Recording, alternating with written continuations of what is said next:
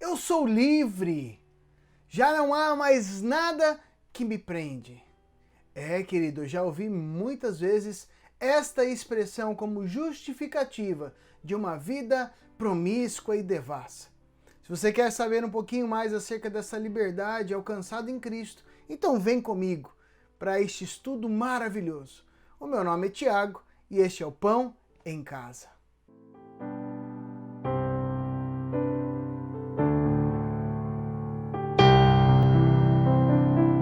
Paz do Senhor, queridos! Como é bom nós estarmos aqui juntos para nos aprofundar na palavra de Deus. Ao longo dessas últimas semanas, nós temos estudado a carta de Paulo aos Coríntios, né? A primeira carta escrita, nós não temos aí notícia de onde ela está, mas aquela que está na Bíblia, primeira carta de Paulo aos Coríntios.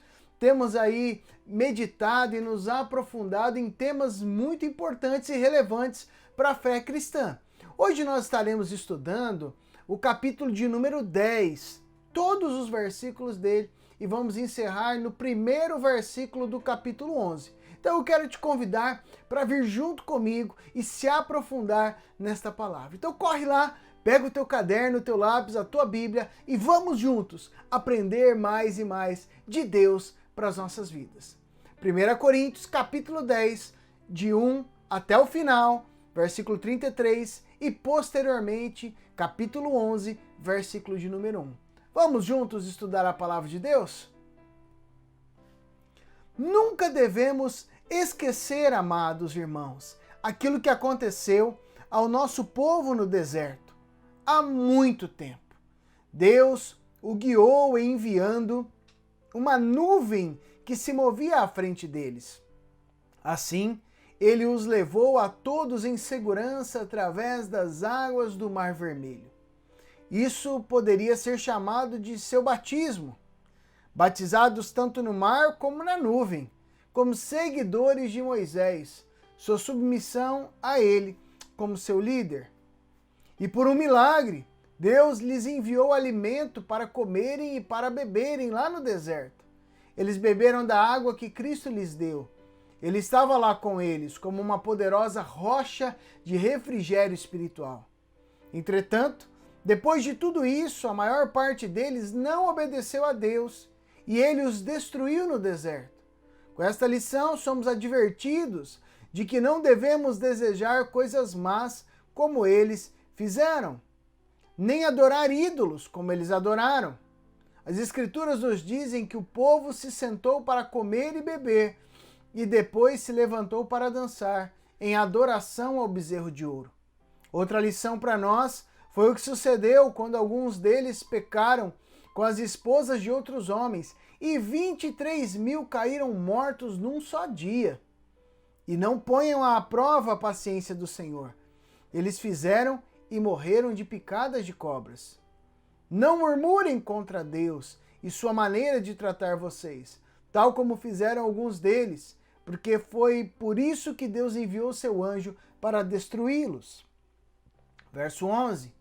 Todas essas coisas sucederam a eles como exemplos, como lições objetivas para nós, a fim de advertir-nos contra a prática das mesmas coisas. Foram escritas para que pudéssemos ler a respeito delas e delas aprender nesses últimos dias, enquanto o mundo se aproxima do fim.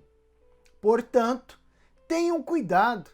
Se você está pensando, eu nunca faria uma coisa dessas, que isso lhe sirva de advertência, porque você também pode cair em pecado. Lembrem-se, porém, disso os maus desejos que penetram na vida de vocês não têm nada de novo nem diferente. Muitos outros enfrentaram exatamente os mesmos problemas antes de vocês, e nenhuma tentação é irresistível. Vocês podem confiar que Deus impedirá a tentação que se torne tão forte que não as possam enfrentar, visto que ele assim prometeu e cumprirá o que disse. Ele lhes mostrará como fugir do poder da tentação, para que vocês possam aguentá-la com paciência. Portanto, queridos amigos, evitem cuidadosamente prestar adoração a ídolos de qualquer espécie. Vocês são inteligentes. Averiguem e vejam por si mesmos se não é verdade o que eu agora vou dizer. Quando pedimos a bênção do Senhor sobre o que bebemos do cálice do vinho à mesa do Senhor, isso significa que todos quantos bebem dele estão participando juntos da bênção do sangue de Cristo, não é? E quando partimos os pedaços de pão para comer juntos ali, isso mostra que estamos participando conjuntamente dos benefícios de seu corpo. Não importa quantos sejamos, todos nós comemos do mesmo pão, demonstrando assim que todos somos partes do corpo único de Cristo. E entre o povo judaico, todos os que comem dos sacrifícios estão unidos por esse ato. O que é que estou procurando dizer? Estou acaso dizendo que os ídolos a quem os pagãos levantam sacrifício têm vida realmente e são deuses de verdade e que esses sacrifícios têm algum valor? Não, absolutamente. O que estou dizendo é que aqueles que oferecem alimentos a estes ídolos estão unidos no sacrifício aos demônios e não a Deus, certamente. Não desejo que nenhum de vocês seja participante com os demônios ao comer junto com os pagãos, da mesma comida que foi oferecida aos ídolos. Vocês não podem beber do cálice à mesa do Senhor e também à mesa de Satanás. Não podem comer pão tanto à mesa do Senhor como à mesa de Satanás. Como é? Vocês estão tentando o Senhor a irar-se contra vocês? Vocês são mais fortes do que ele? Não há dúvida que vocês são livres para comer alimentos oferecidos aos ídolos, se assim o quiserem. Não é contra a lei de Deus comer tal carne. Porém, isso não significa que vocês devem ir adiante e fazê-lo. Pode ser perfeitamente legal, mas pode não ser a melhor coisa, nem tampouco ser proveitoso. Não pensem só em si mesmos. Procurem pensar no seu semelhante também e no que é melhor para ele. Eis o que vocês devem fazer. Levem qualquer carne que precisem e seja vendida no mercado. Não perguntem se foi oferecida aos ídolos ou não, para que a resposta não lhes fira a consciência, porque a terra e todas as boas coisas que nela estão pertencem ao Senhor e existem para vocês desfrutarem delas. Se alguém que não é cristão convidá-los para jantar, vão, aceitem o convite se assim o desejarem. Comam de tudo quanto estiver sobre a mesa, porém não perguntem nada a respeito. Dessa maneira vocês não saberão se aquilo foi utilizado como sacrifício aos ídolos ou não, nem se arriscarão a ter a consciência pesada por haver comido. Entretanto, se alguém avisar-lhes que essa carne foi oferecida aos ídolos, então não a comam, por causa do homem que lhes disse isso e da consciência dele. Neste caso, o sentimento dele com respeito a isso é que é importante e não de vocês. Mas poderá você perguntar, por que eu devo ser dirigido e limitado por aquilo que outro pensa? Se eu posso agradecer a Deus esse alimento e saboreá-lo, por que permitir que alguém estrague tudo só porque pensa que eu estou errado? Bem, vou dizer-lhes a razão. É que vocês devem fazer tudo para a glória de Deus, até mesmo ao comer e ao beber. Portanto, não sejam pedra de tropeço para ninguém, quer sejam eles judeus, gentios ou cristãos. Esse é o plano que eu também sigo. Procuro agradar a todos em tudo quanto faço, não fazendo aquilo de que gosto, mas que é o melhor para eles, a fim de que possam ser salvos. Capítulo 11, verso 1. E vocês devem seguir o meu exemplo, como eu sigo o de Cristo. Até aqui, amados. Vamos orar? Senhor Jesus, nós queremos apresentar este tempo de ministração da Tua Palavra, este tempo de nos aprofundarmos na Tua Palavra e te pedir que o Senhor venha ministrar as nossas vidas, venha falar conosco. Espírito Santo, esclarece o nosso entendimento para que possamos compreender o Teu querer e a Tua vontade. Nós estamos aqui abertos, sedentos por mais de Ti e precisamos da Tua iluminação para as nossas vidas. Assim nós oramos no nome de Jesus. Amém e amém. Amados, parte do capítulo 8 e capítulo 9 que nós já estudamos anteriormente, você pode acessar no card aqui em cima. Nós vemos Paulo falando acerca do mau uso da liberdade cristã e o que isso pode acarretar sobre as nossas vidas. E nesse sentido, Paulo ele vai trazendo aqui à tona algumas questões muito importantes. Em primeiro lugar, eu queria te falar sobre o perigo da arrogância espiritual, o perigo de se confiar na própria maturidade cristã, entre aspas, né? Nessa autoconfiança exagerada, sem lembrar de qual é a nossa natureza, de que a nossa natureza pende para a carne. Né? E muitas dessas vezes, irmãos, simplesmente em nome dessa liberdade, né? E é bom nós lembrarmos que os filósofos gregos já falavam que essa liberdade exacerbada ela é perigosa. A liberdade que coloca a pessoa dentro de alguns limites éticos e morais é o melhor tipo de liberdade, onde é uma liberdade assistida. E é nesse sentido a liberdade que nós cremos que o Senhor tem para nós. Somos livres para todas as coisas. Mas quando nós começamos a confiar em nós mesmos, né, a ter uma arrogância, um orgulho, né, sobre quem nós somos, ou uma falsa ideia de quem nós somos, nós podemos cair neste pecado. Eu quero te convidar a olhar comigo do versículo de número 1 a 4, onde Paulo ele começa a trabalhar os benefícios trazidos pelo Senhor ao seu povo no Antigo Testamento. Vamos ver juntos? Olha aqui o que ele diz. Nunca devemos esquecer, amados irmãos, aquilo que aconteceu ao nosso povo no deserto há muito tempo. Deus o guiou, enviando uma nuvem que se movia à frente deles. Assim, ele os levou a todos em segurança, através das águas do Mar Vermelho. Olha que interessante. Versículo 2, nós temos aqui algo tremendo. Isso poderia ser chamado de seu batismo, entre aspas, né? O que é isso? Batizados tanto no mar quanto na nuvem, como seguidores de Moisés, e a sua submissão a ele como o seu líder. Versículo de número 3. Por um milagre, Deus lhes enviou alimento para comerem e para beberem lá no deserto. Então, olha que interessante. Até aqui, uma nuvem guia e protege eles de modo sobrenatural. Passam pelo mar, um obstáculo aparentemente intransponível. Foram batizados com respeito a Moisés, né, porque eles se identificaram com ele. Então, reconhecendo a sua liderança. E aqui, comeram um manjar sobrenatural. Né? Algo espiritual, um alimento que veio de forma sobrenatural no deserto. Né? Olha aqui o verso 3 e 4, né? Verso 3, para comerem e beberem no deserto. Eles beberam da água que Cristo lhes deu. E aqui nós vemos Paulo trazendo a realidade da Trindade, presente ali no Êxodo. Ele estava lá com eles como uma poderosa rocha de refrigério espiritual.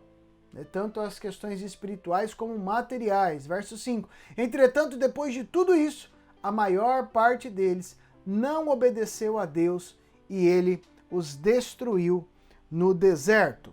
Então, olha que interessante, queridos. Olhe bem aqui para mim. Paulo, com isso, ele recorda as bênçãos de estarmos em uma liberdade assistida pelo Senhor. Nós podemos retornar a alguns capítulos anteriores e ver que nós somos livres para fazer todas as coisas, mas nem tudo convém, querido. Ou seja, Paulo ele coloca, olha, você é livre, mas se alguma dessas coisas que você é livre para fazer começar a te escravizar, então abandone isso. É a primeira das questões que Paulo ele vai abordando. E aqui, quando ele traz à tona essas questões, olha, Deus abençoou, comeram do melhor manjar do Senhor, foram batizados pela nuvem, pelo fogo, pela água, por todas as coisas. Olha, Deus proveu todas as coisas no deserto. E mesmo assim, diante do livramento, diante do mover sobrenatural de Deus, trazendo um manjar espiritual, um alimento de forma sobrenatural, que foi o maná e as codornizes, e mesmo assim, o povo, quando teve a oportunidade de erigir um bezerro de ouro, prostrado, adorou, dançaram na frente deste bezerro de ouro. É claro, queridos, é evidente aqui que Paulo está dizendo que nós devemos ser gratos ao Senhor. É interessante porque o contraponto da gratidão é uma vida de arrogância, de orgulho. O arrogante, ele acha que ele conquista as coisas pelo mérito próprio. Enquanto que aquele é grato ao Senhor, nessa semana passada, por exemplo, nós tivemos o dia de ação de graças. Né? Você já agradeceu ao Senhor? Agradeceu pelo trabalho que você tem, pela saúde que você tem para trabalhar, para se dedicar na presença do Senhor? Isso aqui é muito importante, queridos. E eu quero te convidar então a acompanhar, a partir do versículo 5, né, os perigos, o que aconteceu diante dessa libertinagem. Eles deram lugar à arrogância, acharam que era mérito deles, que eles tinham conquistado, ou se esqueceram logo daquilo que o Senhor tinha feito, e então foram procurar um Deus segundo o seu próprio intelecto, segundo a sua mente. Olhe comigo o versículo de número 5. Entretanto, depois de tudo isso, a maior parte deles não obedeceu a Deus e ele os destruiu no deserto. Verso 6, olha a advertência que o Senhor traz para as nossas vidas. Com esta lição, somos advertidos de que não devemos desejar coisas más como eles fizeram, nem adorar ídolos como eles adoraram. As Escrituras nos dizem que o povo se sentou para comer e beber. E aqui comer e beber o que, querido? O maná espiritual de Deus, a água que o Senhor enviou para eles de maneira sobrenatural. E depois se levantou para dançar em adoração ao bezerro de ouro. Outra lição para nós foi o que sucedeu quando alguns deles pecaram com as esposas de outros homens e 23.000 caíram mortos num só dia. E não ponham à prova a paciência do Senhor. Eles fizeram e morreram de picadas de cobras. Finalmente, versículo 10.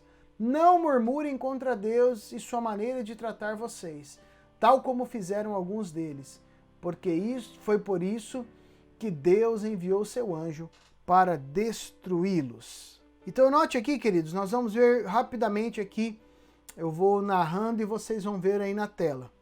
Qual foi o primeiro dos pecados cometido aqui pelos israelitas? O pecado da cobiça, aqui no versículo de número 6. Né? Não devemos desejar as coisas más, como eles desejavam comer então a comida do Egito. Né? Que saudade das cebolas do Egito. Você vai encontrar isso em Números 11, 4. No versículo 7, nós temos aqui o pecado da idolatria, né? Onde eles construíram um bezerro de ouro e adoraram. E aqui a coisa é tão perplexa, querido. Né? Aqui a situação é tão terrível que logo eles comem, bebem, saciam daquilo que Deus pode prover para suas vidas e em pouco tempo eles já constroem um bezerro de ouro. Né? Há um investimento, é interessante isso, querido.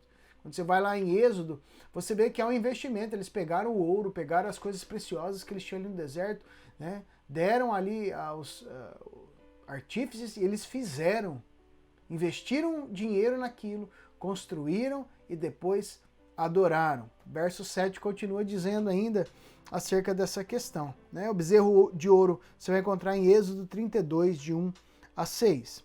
No versículo de número 8, fala acerca então da imoralidade. Né? Olha aí bem, ó. Outra lição para nós foi o que sucedeu quando alguns deles pecaram com as esposas de outros homens. Aqui, Paulo cita então que eles se prostituíram com as filhas dos moabitas. Está lá em Números 25, de 1 a 9. Né? E naquele dia morreram 23.000 pessoas, né? Chegando no total, posteriormente, né? Só em um dia foram 23, mas no total chegou então a 24.000 pessoas o número daqueles que morreram com uma praga enviada sobre a vida deles. Versículo 9, então, fala sobre o abuso da paciência do Senhor. E não põe à prova a paciência do Senhor.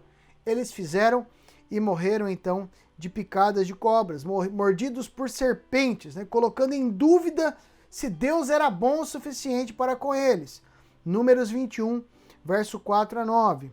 Finalmente, no versículo de número 10, o Senhor, Paulo, chama atenção para a questão da murmuração, onde eles reclamaram, né? Está lá em Números 16, 12, versículo 14, versículo 41 e versículo de número 50. Nesse sentido, queridos, você deve estar se pensando assim, jamais eu faria isso, né?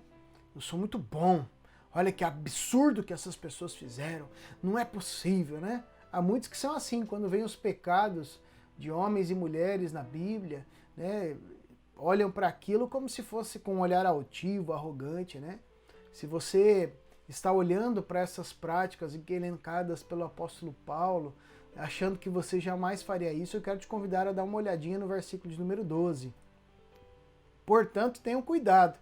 Se você está pensando, eu nunca faria uma coisa dessas, que isso lhe sirva de advertência, porque você também pode cair em pecado. Ou numa versão mais conhecida, aquele pois que pensa estar em pé, veja que não caia. É muito interessante, queridos, quando nós olhamos esta situação citada aqui pelo apóstolo Paulo.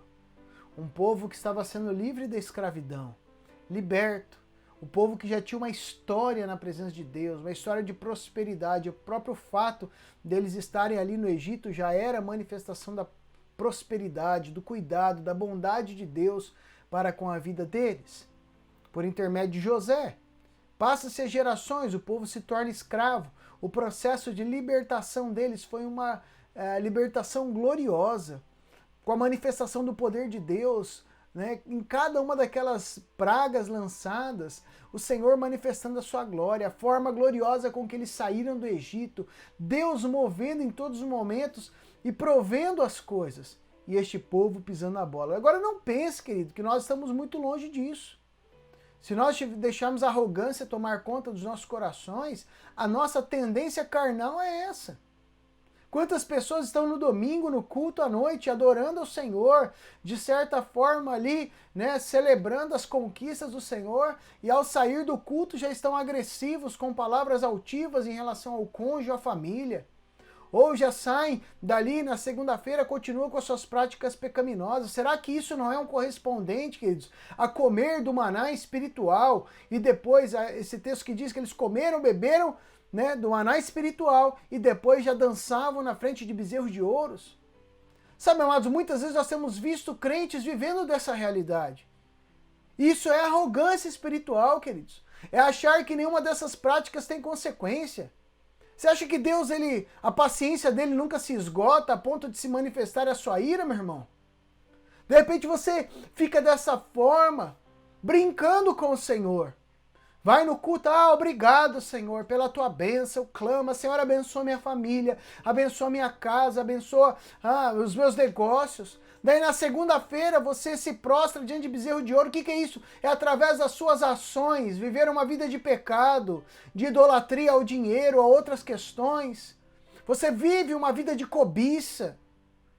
Isso, queridos, é colocar em prova, querido, o Senhor nosso Deus. Agora entende, ele é longânimo, mas a sua paciência, querido, dá lugar à sua ira também. Então, em nome de Jesus, meu irmão, deixa de lado essa arrogância espiritual. Se arrependa neste dia e comece uma nova caminhada, querido, entendendo que tudo vem do Senhor, tudo é para o Senhor, é Ele que cuida das nossas vidas. Deus, o nosso Deus Todo-Poderoso, Ele provê todas as coisas e nós somos gratos a Ele por isso. E é nesse sentido que nós vamos viver uma vida de santidade na presença do Senhor. Eu quero também te convidar, meu irmão, minha irmã, a nós olharmos então a partir do versículo de número 11, né, e vermos mais alguns exemplos para as nossas vidas. Todas essas coisas sucederam a eles como exemplos, como lições objetivas para nós, a fim de advertir-nos contra a prática das mesmas coisas. Foram escritas para que pudéssemos ler a respeito delas e delas aprender nesses últimos dias, enquanto o mundo se aproxima do fim.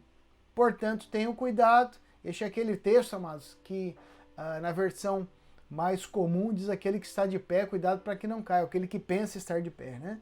Então nós estamos aqui na Bíblia Viva e versículo 12 ele fica, portanto, assim: tenham cuidado, se você está pensando, eu nunca faria uma coisa dessas, que isso lhe sirva de advertência, porque você também pode cair em pecado. Lembre-se, porém, disso: os maus desejos que penetram na vida de vocês não têm nada de novo nem de diferente, muitos outros enfrentaram exatamente os mesmos problemas antes de vocês e nenhuma tentação é irresistível, ou seja, a tentação não está fora da nossa capacidade de suportá-la. Vocês podem confiar que Deus impedirá a tentação se torne tão forte que não as possam enfrentar, visto que Ele assim prometeu e cumprirá o que diz. Ele lhes mostrará como fugir do poder da tentação, para que vocês possam aguentá-la com paciência. Deus, ele limita essa limitação, aliás, ele limita essa tentação de forma que nós conseguimos lidar com ela e vencê-la, né? Não é nada que está fora do nosso alcance. Deus, ele não é um carrasco, não é um sádico que tenta nos ver pecar ou nos provocar, jamais. O Senhor, ele só permite aquilo que está segundo as nossas forças de suportar e vencer a tentação, segundo a graça, o poder e a misericórdia de Cristo Jesus. Vamos então para o versículo de número 14, dar esta continuidade. Portanto, queridos amigos, evitem cuidadosamente prestar adoração a ídolos de qualquer espécime. É interessante, preste bastante atenção. Vocês são inteligentes. Averiguem e vejam por si mesmos se não é verdade o que eu agora vou dizer. Paulo ele está dizendo, olha, prestem atenção. Né? Ele está aqui advertindo contra a carne sacrificada a ídolos, né? Evidentemente, e o que causa como escândalo. Note que no estudo anterior, nos estudos anteriores, nós falamos sobre essa temática, onde Paulo diz, olha, não tem problema algum nisso. O problema está relacionado à pessoa que se escandaliza, aquele que é neófito. Agora, note que aqui Paulo ele vai aprofundar, dizendo que se você souber que essa carne é sacrificada a um ídolo, você tenha a compreensão de que esse ídolo não é nada, mas ele é um demônio, é um espírito maligno. Então por que você vai provar o Senhor, né, que comunhão há aquele que participa então do cálice, nós vamos ver aqui no texto, e do corpo de Cristo na Santa Ceia, tem aliança com o Senhor. Portanto, se você come e bebe comidas sacrificadas a ídolos, sabendo disso, então significa que você está debaixo dessa aliança com Satanás e com demônios. Vamos ver então. Olha aí o que ele diz, verso 16. Quando pedimos a bênção do Senhor, é o que eu disse sobre a Santa Ceia, né? Sobre o que bebemos do cálice de vinho, a mesa do Senhor, significa que todos quantos bebem dele estão participando juntos na bênção do sangue de Cristo, não é? Então, e quando partimos os pedaços de pão para comer juntos ali, isso mostra que estamos participando conjuntamente dos benefícios do seu corpo. Não importa quantos sejamos, todos nós comemos então do mesmo pão, demonstrando assim que todos somos partes do corpo único de Cristo. E entre o povo judaico, todos os que comem dos sacrifícios estão unidos por este ato. É interessante porque Paulo ele traz a realidade da ceia do Senhor, né? O cálice que ele cita aqui da bênção do Senhor, na Páscoa judaica é o terceiro cálice, né? E aqui o pão é o afikoman, né? Você pode acessar aqui no card, nós temos um estudo específico sobre a Páscoa, sobre a ceia do Senhor e os significados dela para a nossa vida. Então você pode acessar aqui em cima, vai ser algo fantástico sobre o afikoman, né? O porquê, quais eram os pães, as matzás, os cálices que participavam. Então assim, tem muita coisa maravilhosa, acesse no card aqui em cima. Então Paulo ele traz a essência estas questões, dizendo, olha, que aquele que participa da ceia do Senhor significa que ele tem uma aliança com o Senhor. Nós não devemos ser aqui inconsistentes e nem nécios, devemos usar a inteligência e o temor ao Senhor, o entendimento, para não sermos participantes. Somos livres, mas pelo amor de Deus, meu querido, não é por causa da tua liberdade que você vai cometer essas loucuras. Ah, pastor, eu sou livre para ir onde eu quiser, certamente, querido. Mas será que os lugares que você tem ido glorificam ao Senhor? Eu sou livre para tomar o que eu quiser, a hora que eu quiser, na frente que eu quiser. Beleza, querido, você é livre. Mas será que isso tem glorificado ao Senhor, meu irmão e minha irmã? Será que você que participa do cálice do Senhor, da mesa do Senhor, está em comunhão com Ele ao participar destes alimentos, desses lugares que não glorificam, que não exaltam o nome do Senhor? Será que está certo isso? Né? Será que você, meu irmão e minha irmã, como casal abençoado de Deus, está certo você ir com a tua esposa num motel? Ah, pastor, mas lá nos Estados Unidos o motel tem a mesma conotação de um hotel. Não sei, querido, eu nunca fui para lá. Mas lá é lá, querido. Aqui motel é utilizado para prostituição. Ah, mas é mais barato. Meu irmão, larga de ser de mendicância. Tá de viagem, precisa pernoitar na estrada. Durma com a tua esposa num hotel. Não no lugar, querido, onde reina a prostituição. Lugar utilizado para coisas que glorificam a demônios. Está entendendo, querido? Eu estou tentando ser o mais prático possível aqui na tua vida. Talvez você fale assim, eu não sou idólatra, né? Mas a questão não é a idolatria em si, mas é o comer coisas, né, que não glorificam ao Senhor. É você ser participante, é ter uma aliança em questões que não estão consonantes à vontade do Senhor. Tome muito cuidado, meu irmão. Não use da tua liberdade, né, com orgulho e nem sendo nécio na fé. Use com inteligência, raciocine em nome de Jesus. Olha o que ele diz no versículo 19. Que é que eu estou procurando dizer? Estou acaso dizendo que os ídolos a quem os pagãos levam sacrifícios têm vida realmente e são deuses de verdade, que esse sacrifício tem algum valor? Não, absolutamente. Paulo estava, olha, esses ídolos não são nada comparados ao Senhor. Né? Mas ele no versículo 20 ele dá uma melhor compreensão. Olha o que ele diz. O que eu estou querendo dizer é que aqueles que oferecem alimento a esses ídolos estão unidos no sacrifício aos demônios. Então, a aparência de um ídolo. Mas no fundo são demônios, espíritos malignos. E não a Deus certamente. Não desejo que nenhum de vocês seja participante com os demônios ao comer, junto com os pagãos, da mesma comida que foi oferecida aos ídolos. Vocês não podem beber do cálice à mesa do Senhor e também à mesa de Satanás. Não podem comer pão tanto à mesa do Senhor como à mesa de Satanás. É justamente o que eu estava dizendo, querido. Participamos da mesa do Senhor e da mesa de glutonarias, de bebedices. Estamos no domingo na Santa Ceia do Senhor adorando e outro dia embriagados. Isso não glorifica ao Senhor, meu irmão. Estamos aqui na mesa do Senhor buscando, adorando, com vestes de santidade. E depois está na mesa com glutões, beberrões, fazendo piadas, né, de duplo sentido, utilizando os seus lábios para maledicência, para falar mal de outras pessoas, ou com piadas, né, de cunho sexual, de baixo calão, palavras de xingamento, palavras torpes. Isso não convém a servos e servas do Senhor. Nós não podemos, eu trazendo um texto, então, que o próprio Jesus disse, nós não podemos servir a dois senhores, a Deus e a Mamon, as riquezas. Meu irmão, nós não podemos servir ao Senhor e servir à nossa própria carne. Não podemos servir ao Senhor e servir às orgias presentes neste mundo. É tempo de revolução na nossa história, meu irmão, minha irmã, é tempo de reforma nas nossas vidas. Mas não para por aí. No versículo 22, Paulo continua, né, indagando algumas questões. Como é? Vocês estão tentando o Senhor a irar-se contra vocês? Por acaso, né, seria nesse sentido, vocês são mais fortes do que ele? E ele continua. Não há dúvidas que vocês são livres para comer alimentos oferecidos aos ídolos, se assim o quiserem. Não é contra a lei de Deus comer tal carne. Paulo, em outras palavras, está novamente advertindo contra o legalismo. Não é errado, não tem nada na palavra que está dizendo que é proibido você comer determinado tipo de carne.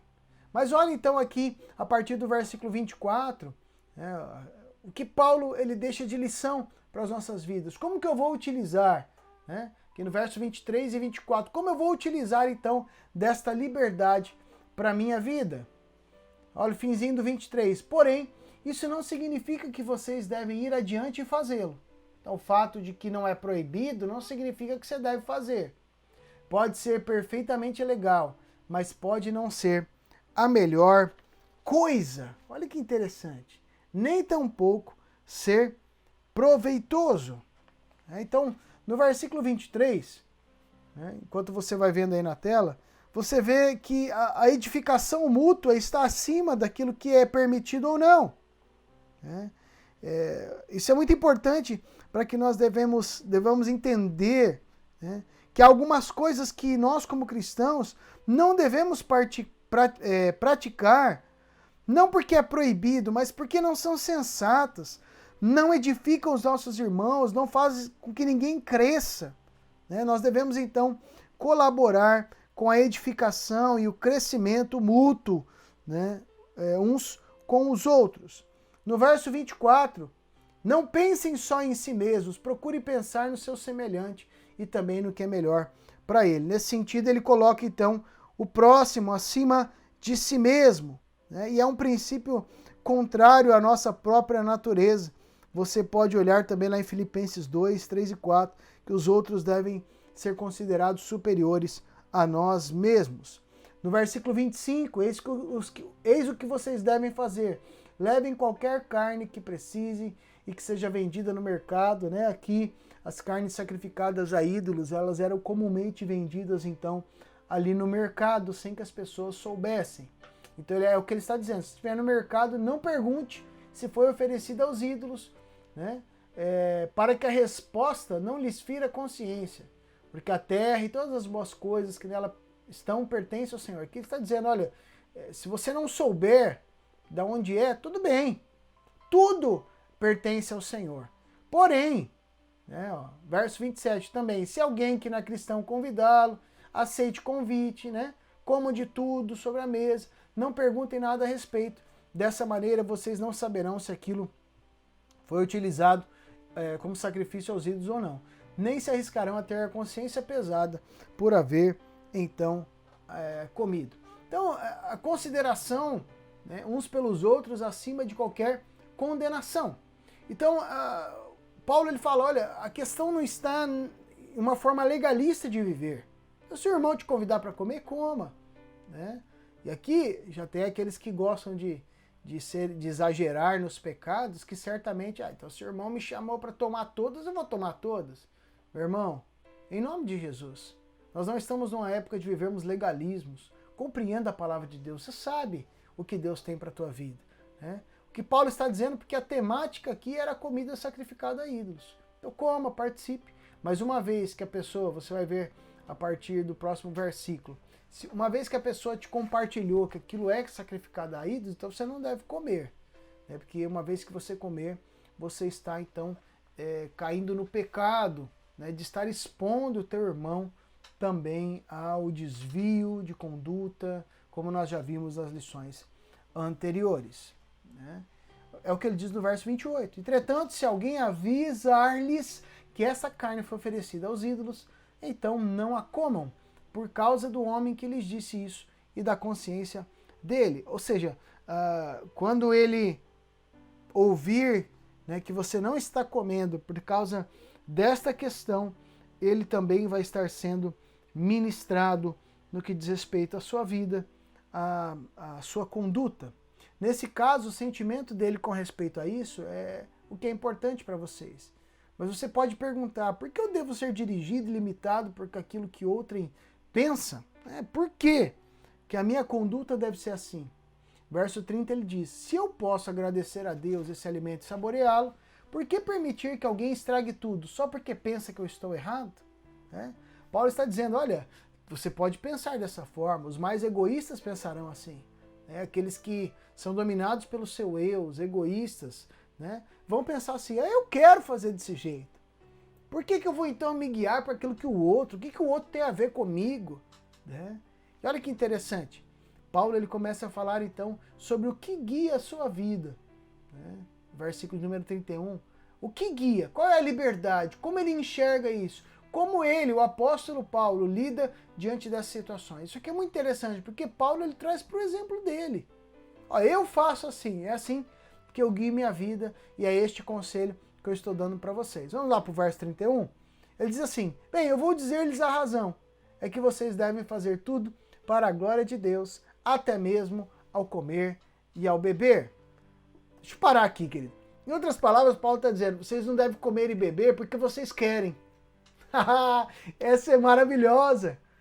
Vocês não devem fazer algo porque eu quero viver desse jeito, né? Hoje em dia é muito comum isso, né? Eu quero fazer isso, porque eu quero ficar, eu quero beber, eu quero comer, eu quero viajar, eu quero, eu. É egocentrismo. O eu está no centro das vidas. Quando Jesus mostra que nós devemos negar a nós mesmos. E Paulo está dizendo, o motivo pelo qual vocês devem fazer isso, se preocupar com o irmão e todas essas coisas, é porque vocês devem comer e beber para a glória de Deus. Vamos ver aqui que ele continua aqui. Verso 32. Portanto, não sejam pedra de tropeço para ninguém, quer sejam eles judeus, gentios ou cristãos. Esse é o plano que eu também sigo. Procuro agradar a todos em tudo quanto faço, não fazendo aquilo que gosto, mas o que é melhor para eles, a fim de que possam ser salvos. Verso 1 do capítulo 11. E vocês devem seguir o meu exemplo, como eu sigo o de Cristo. Aqui é o texto muito conhecido, sede meus imitadores, como eu sou de Cristo. Quando Paulo fala aqui dessa preocupação, né, não fazendo aquilo que gosto, mas o que é melhor para eles, procuro agradar a todos em tudo quanto faço, né, versículo 33, não é uma vida, queridos, preocupado com o que os outros vão falar, o que o outro acha ou deixa de achar, no sentido relativo ao pecado.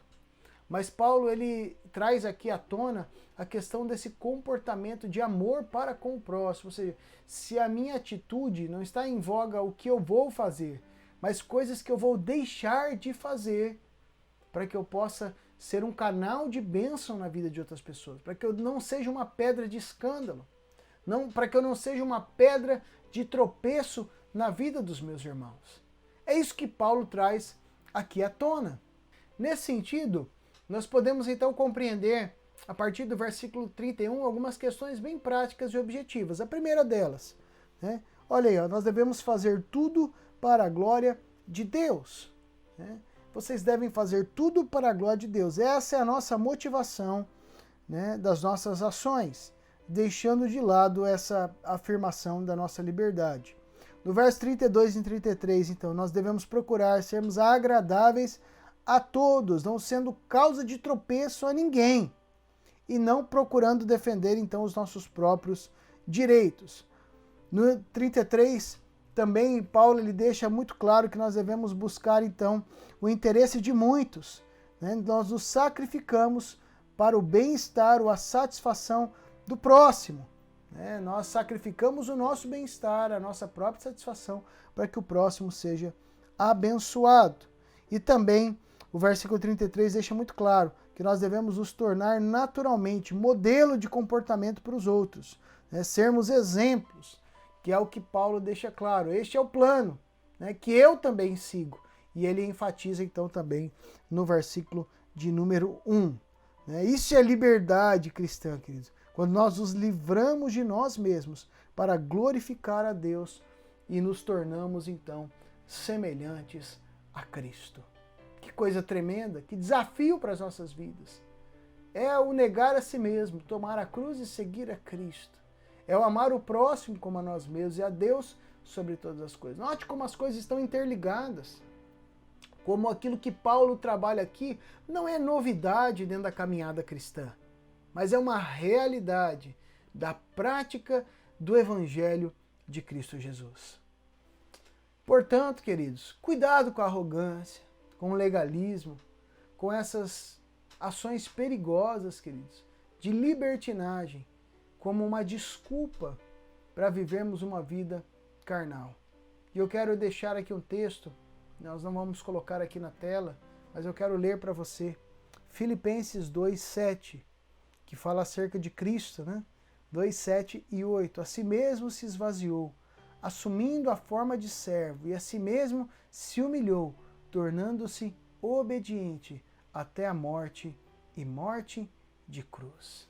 Por isso o apóstolo Paulo, no versículo 1 do capítulo 11, diz: sede meus imitadores, como eu sou de Cristo. Que neste dia nós possamos olhar para nós mesmos e caminharmos nessa direção de sermos imitadores de Cristo e podermos dizer uns aos outros: sejam meus imitadores, como também eu sou de Cristo. Imitadores em se humilhar, se esvaziar e assumirmos a forma de servos e servas de Cristo Jesus. Vamos orar. Senhor Jesus, nós queremos apresentar as nossas vidas diante do Senhor. Sabemos que este caminho não é fácil, mas neste dia nós queremos colocar toda a arrogância, todo o orgulho, todo o ego diante do Senhor e te pedir que o Senhor venha comandando a nossa vida, Senhor, por completo. Abrimos mão, nos esvaziamos, assumimos a forma de servo, querido, Pai querido, para que possamos caminhar como, ó Deus, discípulos e discípulas de Cristo. Que a nossa carne possa ser anulada a cada dia, Pai. Possamos viver essa espiritualidade na Tua presença. Nos ajuda, Espírito Santo de Deus, neste desafio tremendo para as nossas vidas. Assim nós oramos em nome de Jesus. Amém e amém. Amados, eu quero te agradecer por você ter nos acompanhado em mais este estudo. Quero te pedir que você possa estar curtindo e compartilhando este estudo bíblico, com o máximo de pessoas. Você pode acessar aqui também no card em cima outras ministrações, o quadro Pão de Minuto com curiosidades bíblicas. A cada momento nós vamos atualizando, você vai vendo, refletindo. Outros estudos bíblicos também, cartas de Pedro e outras ministrações, pregações para a edificação da tua vida. Se você ainda também não é inscrito no nosso canal, se inscreva aqui embaixo. Ative o sininho das notificações para que você possa receber de primeira mão cada um dos estudos e ministrações para a edificação da tua vida. No mais, que Deus te abençoe, meu irmão e minha irmã. Fique na graça e na paz do Senhor Jesus.